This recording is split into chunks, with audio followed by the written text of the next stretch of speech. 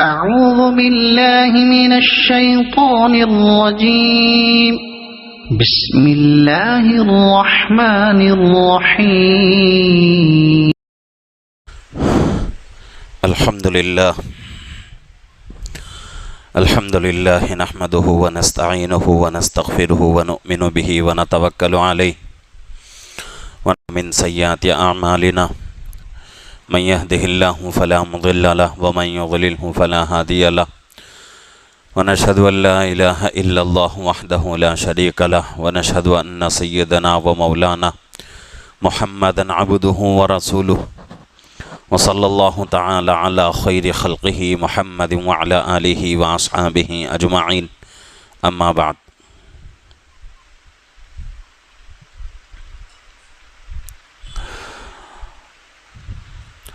فقد قال الله تبارك وتعالى في القرآن المجيد والفرقان الحميد فأعوذ بالله من الشيطان الرجيم بسم الله الرحمن الرحيم لئن شكرتم لأزيدنكم ولئن كفرتم إن عذابي لشديد صدق الله العظيم وصدق رسوله النبي الكريم ونحن على ذلك من الشاهدين والشاكرين والحمد للہ رب العالمین۔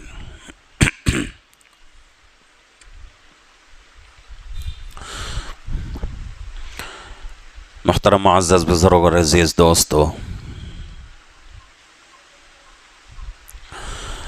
اللہ رب العزت نے مجھے اور آپ کو بہت ساری نعمتوں سے نوازا ہے،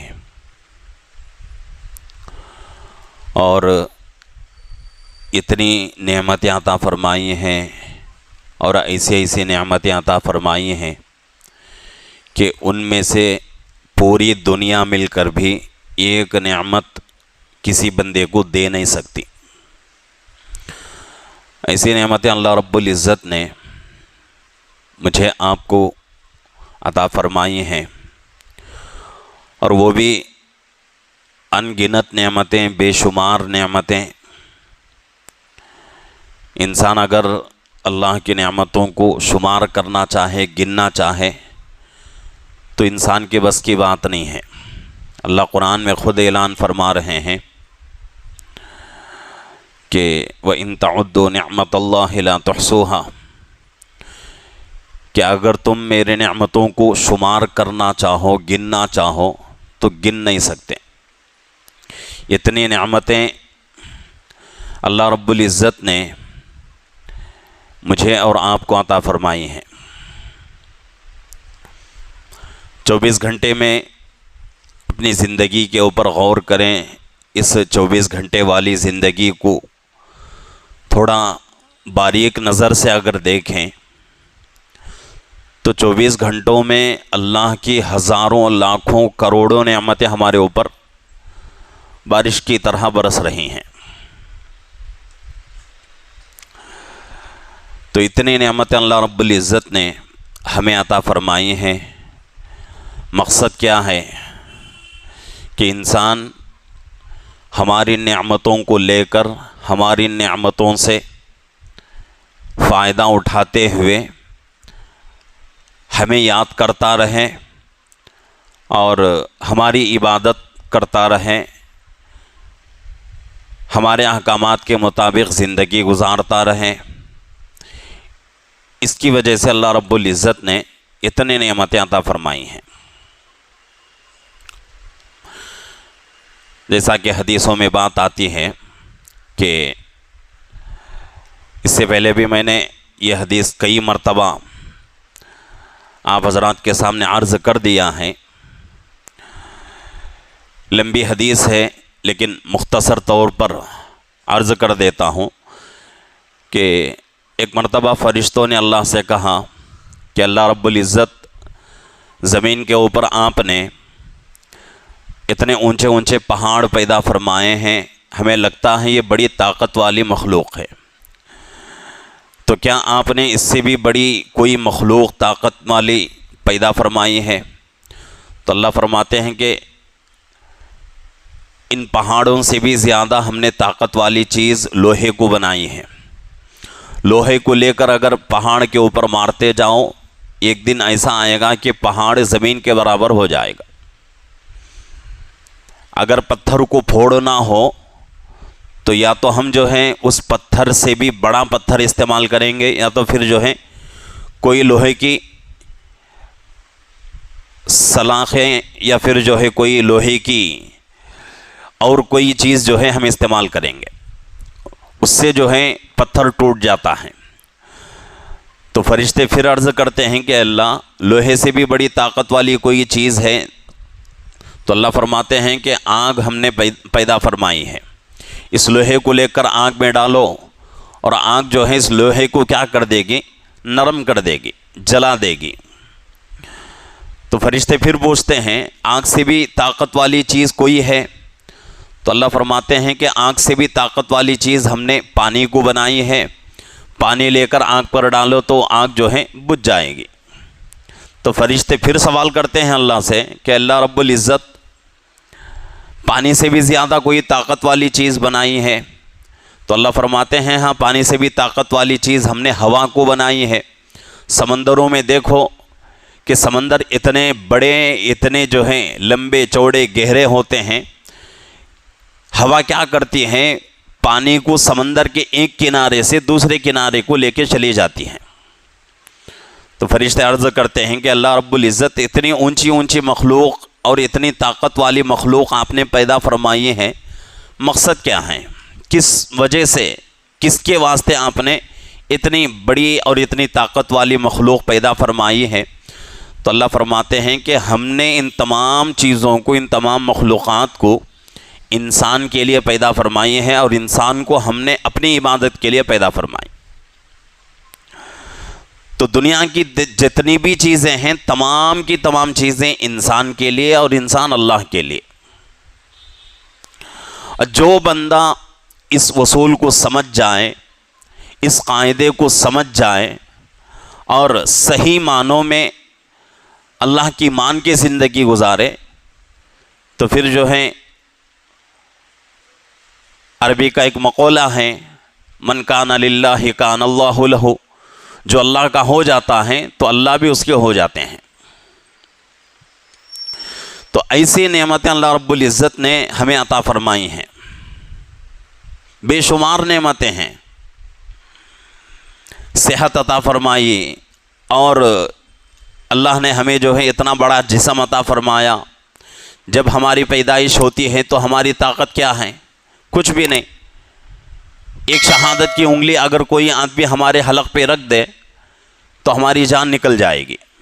تو ہماری طاقت اس وقت ایک شہادت کی انگلی کے برابر بھی نہیں، اتنے کمزور ہم پیدا ہوتے ہیں۔ اور اس سے پہلے اور بھی کوئی جو ہے حقیقت ہی نہیں ہے، منی کا خطرہ ہے۔ کپڑے پر لگ جائیں، نہ تو کوئی مرد اس کو جو ہے رہنے دیتا ہے، نہ تو کوئی عورت جو ہے اس کو اپنے کپڑوں پر لگے رہنا پسند کرتی ہے۔ جیسے ہی لگ جائیں تو ہر مرد، ہر عورت دنیا کی اس کو جو ہے اپنے کپڑے سے، اپنے بدن سے دھو دیتے ہیں۔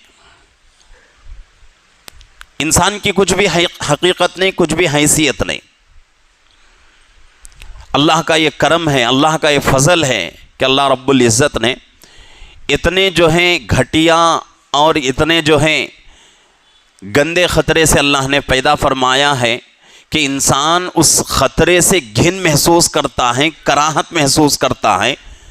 پانی ہے، بالکل کچھ بھی نہیں۔ جب ماں کے پیٹ میں آتا ہے وہ خطرہ، تو اللہ رب العزت جو ہے وہاں جو ہے ایک انسان کی شکل دیتے ہیں۔ لیکن جب ماں کے پیٹ سے دنیا میں آتا ہے، اب دنیا میں آتے ہی فوراً جو ہے اس کی طاقت بڑھتی نہیں ہے، بالکل کمزور، کچھ کر نہیں سکتا، اپنی بھوک بتا نہیں سکتا، اپنی تکلیف بتا نہیں سکتا۔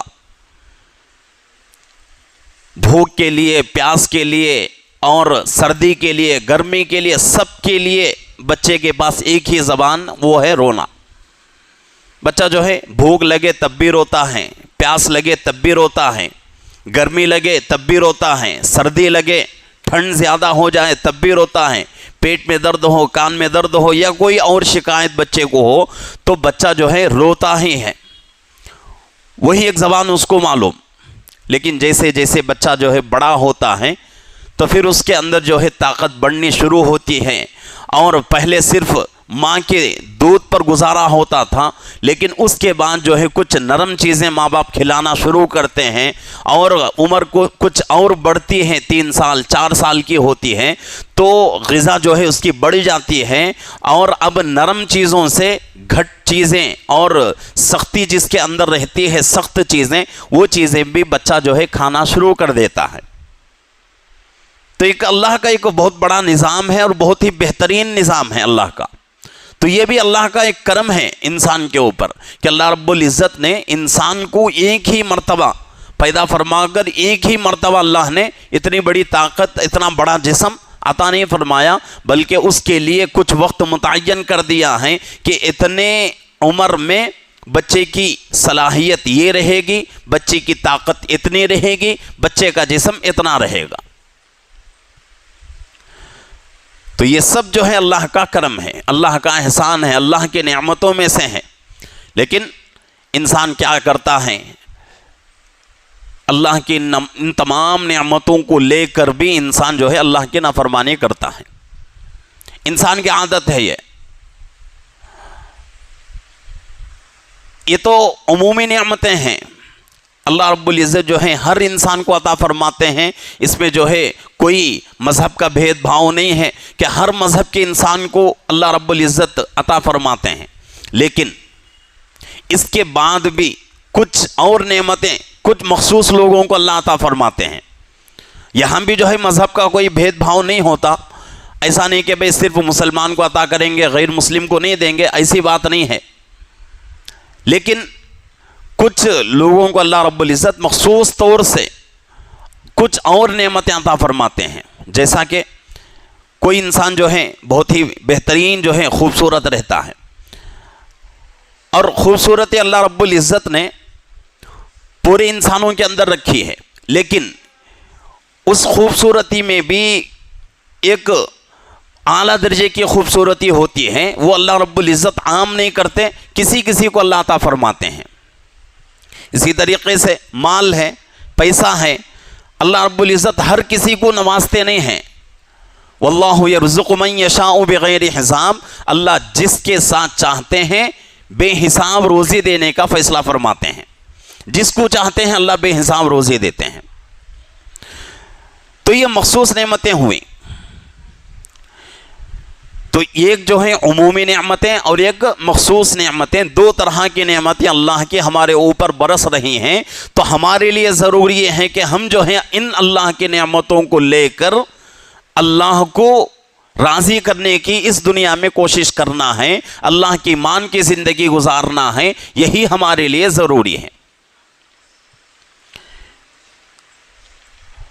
اللہ کا وصول ہے، جیسا کہ خطبے کے دوران میں نے آیت شریفہ پڑھی ہے، لئن شکرتم لازیدنکم، اگر تم میرے نعمتوں کی شکر گزاری کرو گے، لازیدنکم، میں کیا کروں گا؟ تمہاری نعمتوں میں اضافہ کروں گا. ولئن کفرتم، اگر تم میری نافرمانی کرو گے، میری نعمتوں سے جو ہے میری نعمتوں کی شکر گزاری نہیں کرو گے، ان عذابی لشدید، بے شک ہمارا عذاب جو ہے بڑا سخت ہے. اللہ نے کھلے طور پہ فرما دیا. اور جو آدمی اللہ کی جتنی نعمتیں اس کو دی گئی ہیں ان نعمتوں کے اوپر جتنا شکر ادا کرتا رہتا ہے اتنا اللہ رب العزت اس کے نعمتوں میں برکت دیتے رہتے ہیں. صحت اللہ نے دی ہے، اس کا اللہ سے شکر ادا کرتے رہنا چاہیے. کتنے لوگ آج ہاسپٹل کے حوالے ہو چکے ہیں، کتنے لوگ آج جو ہیں بستر کے حوالے ہو چکے ہیں، کتنے لوگ آج جو ہیں ایسی بیماریوں میں مبتلا ہیں، اس کا علاج ناممکن ہے، مشکل ہے. لیکن اللہ نے ہمیں صحیح سلامت رکھا ہے اور ان بڑی بیماریوں سے اللہ نے بچایا ہے. تو یہ بھی ہمارے اوپر ایک کرم ہے، اللہ کی ایک نعمت ہے. تو اس طریقے سے ہر نعمت کو انسان جو ہے حساب لگائیں، ہر نعمت کے اوپر اللہ کا شکر ادا کریں. جتنا ہم شکر ادا کریں گے اللہ اتنا جو ہے ہم سے خوش ہوں گے. اور جو بندہ اللہ کی ناشکری کرتا ہے تو اللہ رب العزت بھی جو ہے اس کے ساتھ ویسا ہی معاملہ کریں گے.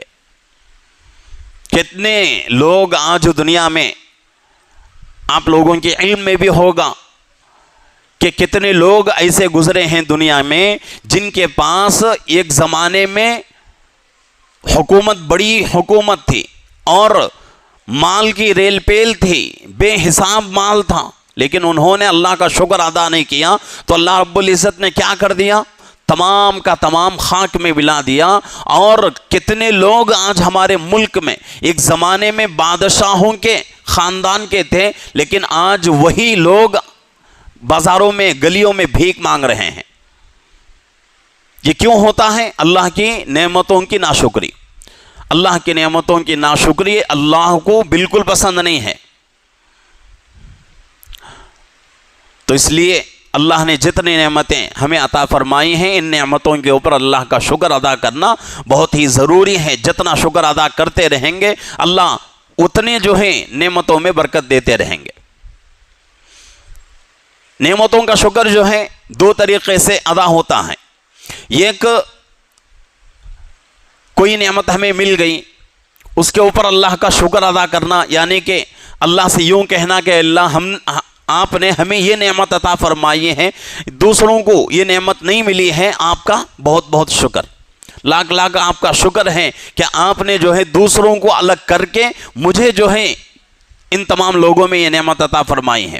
اس طریقے سے شکر ادا کرنا. اب دوسرا طریقہ کیا ہے؟ جو نعمت اللہ نے ہمیں دی ہے اس کا صحیح استعمال. وہ بھی یہ چیز بھی جو ہے اللہ کے شکر میں، اللہ کی نعمتوں کے شکر میں آتی ہے.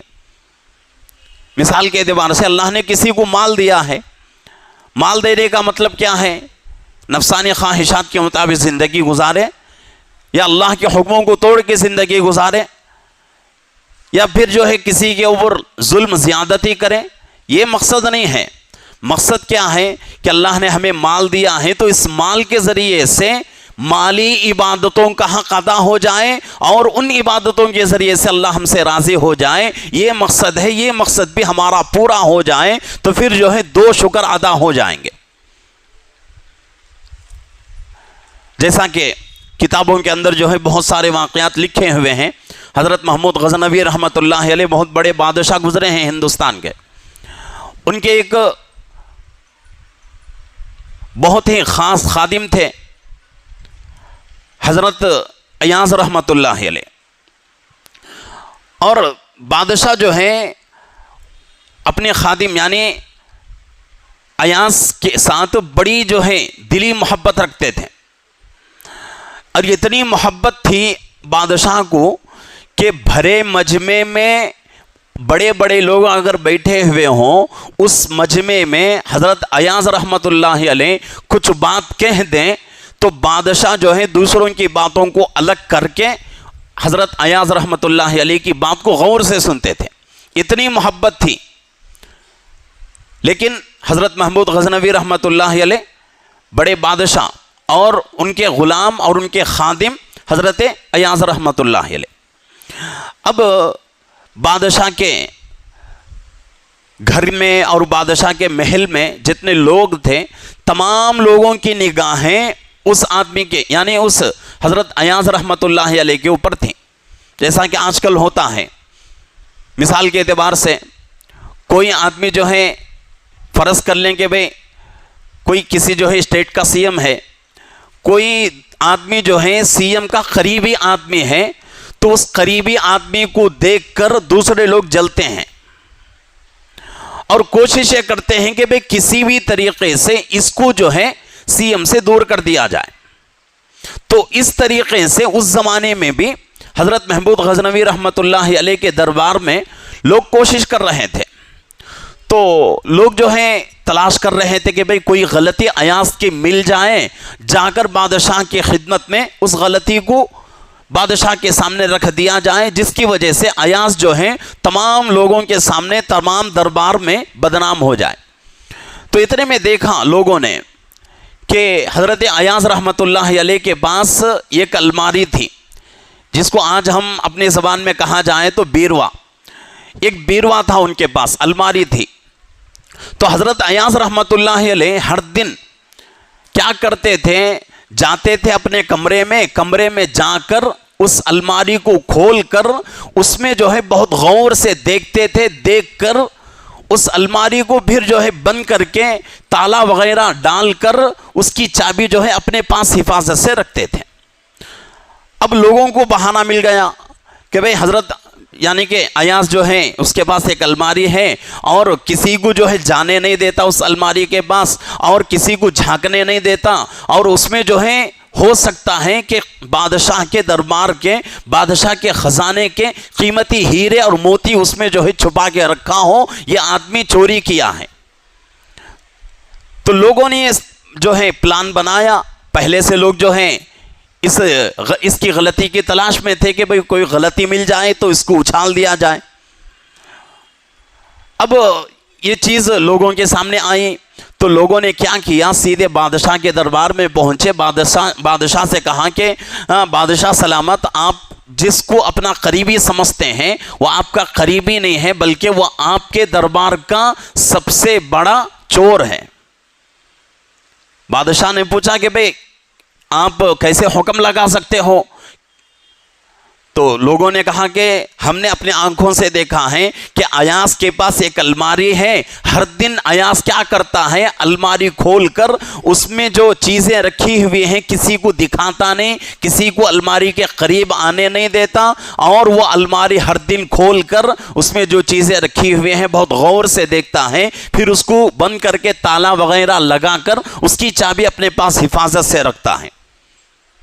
تو فوراً جو ہے بادشاہ نے حضرت ایاز رحمۃ اللہ علیہ کو بلوایا، پوچھا کہ ایاز کیا بات ہے، تمہارے بارے میں شکایت آئی ہے ہمارے دربار میں۔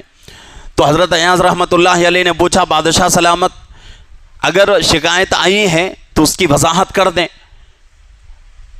جو بات آپ تک پہنچی ہے اس کی اگر وضاحت ہو جائے تو میں اس کے بارے میں کچھ کہہ سکوں گا۔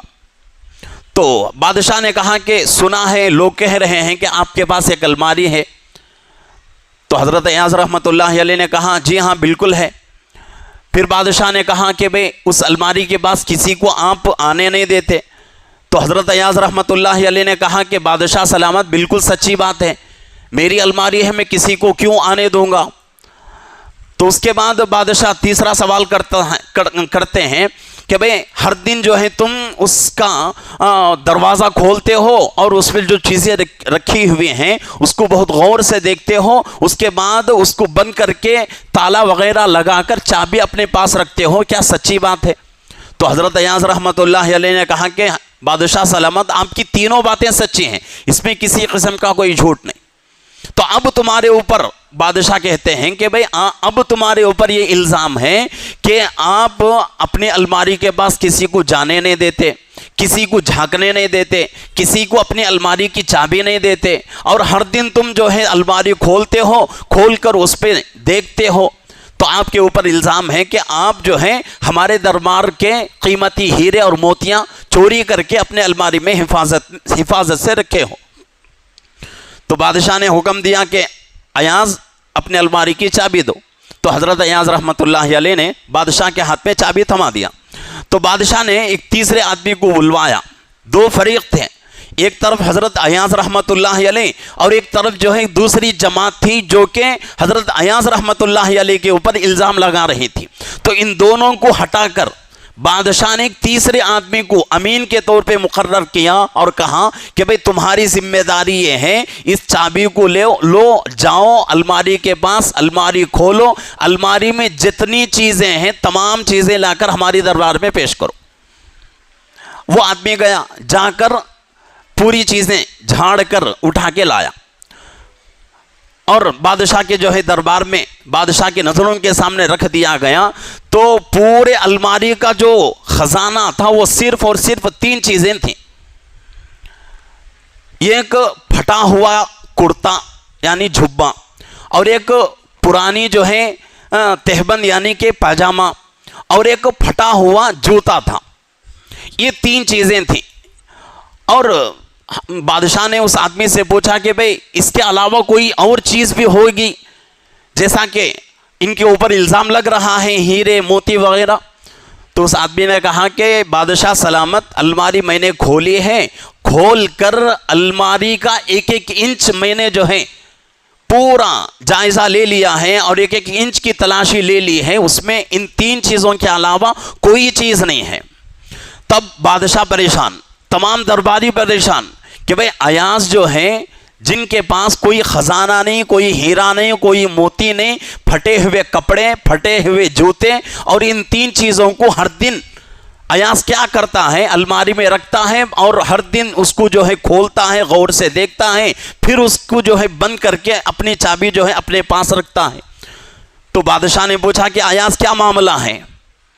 تو اس وقت حضرت ایاز رحمت اللہ علیہ فرماتے ہیں، اس جملے کے اوپر ہم کو غور کرنے کی ضرورت ہے کہ حضرت ایاز رحمت اللہ علیہ فرماتے ہیں کہ بادشاہ سلامت، اصل میں معاملہ یہ ہے کہ جب میں اپنے گھر سے نکلا تھا میرے ساتھ یہی 3 چیزیں تھیں، میرے ساتھ یہی 3 چیزیں تھیں۔ میرا کرتا پھٹا ہوا تھا، میرا پاجامہ پرانا تھا، گندا تھا، اور میرے جوتے پھٹے ہوئے تھے۔ انہی 3 چیزوں کا میں مالک تھا، ان 3 کے علاوہ چوتھی چیز کوئی میرے پاس نہیں تھی۔ لیکن آج مجھے جو عزت ملی ہے وہ صرف اور صرف آپ کی اور آپ کی دربار کی وجہ سے ملی ہے، اس لیے میں جو ہے ہر دن ان چیزوں کو جا کر دیکھتا ہوں تاکہ میں اپنا ماضی نہ بھولوں اور پیچھے کی زندگی میں جو ہے نہ بھولوں، اس وجہ سے میں ان 3 چیزوں کو ہر دن دیکھتا ہوں۔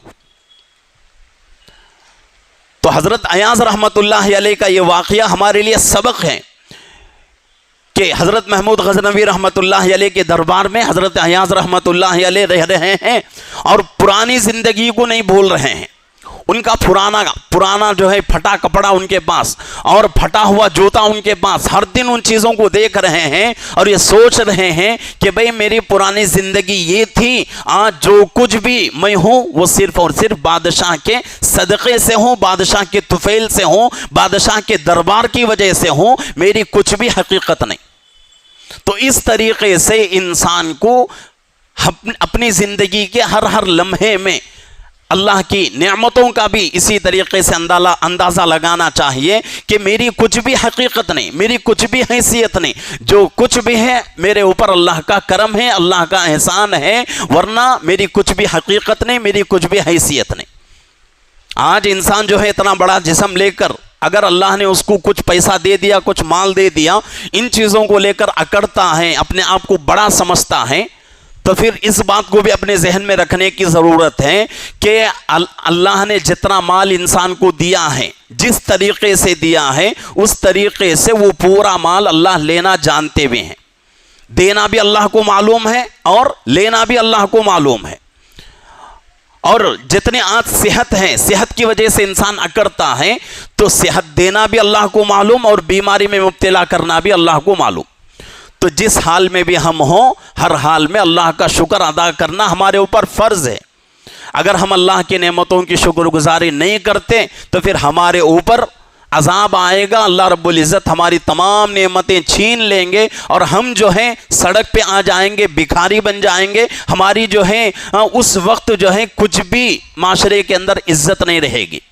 تو اس لیے وہ وقت آنے سے پہلے اللہ نے ہمیں جو ہے صحت عطا فرمائی، مال دیا، اور بھی جو چیزیں ہمارے پاس ہیں ان تمام چیزوں پر، ان تمام نعمتوں پر اللہ کا شکر ادا کرتے رہیں، تو انشاءاللہ اس عمل کی وجہ سے اللہ خوش ہوں گے، اللہ اور بھی جو ہے برکت عطا فرمائیں گے۔ نہیں ہم نے ان نعمتوں کو لے کر اکڑنا شروع کیا، اپنے آپ کو بڑا جو ہے بڑا دکھانا شروع کر دیا، اپنے آپ کو بڑا سمجھنا شروع کیا، تو پھر اللہ کے خزانے میں، اللہ کی طاقت میں جو ہے دیر نہیں رہتی، اللہ کی طاقت میں، اللہ کے یہاں جو ہے دیر نہیں ہوتی کہ اللہ رب العزت جو ہے فوراً جو ہے اس کے اوپر عذاب مسلط کریں گے اور اس کا پوری طاقت، اس کی پوری صحت، اس کا پورا مال برباد ہو کر رہ جائے گا۔ تو اس لیے ضروری ہے کہ اللہ کی نعمتوں پر اللہ کا شکر لازمی طور پر ادا کریں اور ہر نعمت کا اللہ سے شکر ادا کریں۔ اسی لیے اللہ کے نبی پاک صلی اللہ علیہ وسلم کی سنت ہے کہ جب بازار میں چلو تو بازار میں چلتے ہوئے کوئی کمزور آدمی آپ کی نظر میں آ جائے جائے تو فوراً اللہ کا شکر ادا کرو. اللہم لک الحمد و لک الشکر الحمدللہ علی کل حال الحمدللہ الذی، اور اس طریقے سے اللہ رب العزت نے دعائیں سکھائی ہیں. تو اس لیے ضروری ہے کہ ہر حال میں اللہ کی نعمتوں کا شکر ادا کریں. بازار میں ہم چل رہے ہیں، ہم جو ہے بائک سے جا رہے ہیں، کوئی آدمی سائیکل سے جا رہا ہے، اس پر بھی اللہ کا شکر ادا کریں. اگر کوئی آدمی چل کے جا رہا ہے، ہم سائیکل سے جا رہے ہیں، اس کے اوپر بھی اللہ کا شکر ادا کریں. کوئی کسی کافر کے اوپر نظر پڑے تب بھی ہمارے لیے حق یہی ہے کہ ہم اس کے اوپر بھی اللہ کا شکر ادا کریں. اس وجہ سے شکر ادا کریں کہ بھئی یہ آدمی جو ہے کافر ہے، اللہ نے اس کو جو ہے دنیا کی تمام برائیوں کے حوالے کر دیا ہے، اللہ نے ان تمام برائیوں سے بچا کر مجھے ایک اللہ کی عبادت کی توفیق عطا فرمائی ہے.